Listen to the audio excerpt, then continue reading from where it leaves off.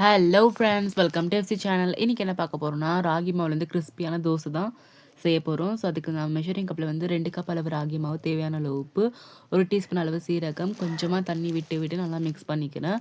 So நல்லா தண்ணியாக வந்து நல்லா மிக்ஸ் பண்ணிக்கோங்க. ஸோ அதுக்கப்புறமா ஒரு கேரட் வந்து துருப்பி எடுத்துருக்கேன். ஸோ அதுக்கப்புறமா வந்து கொஞ்சமாக கொத்தமல்லி சேர்த்துக்கோங்க.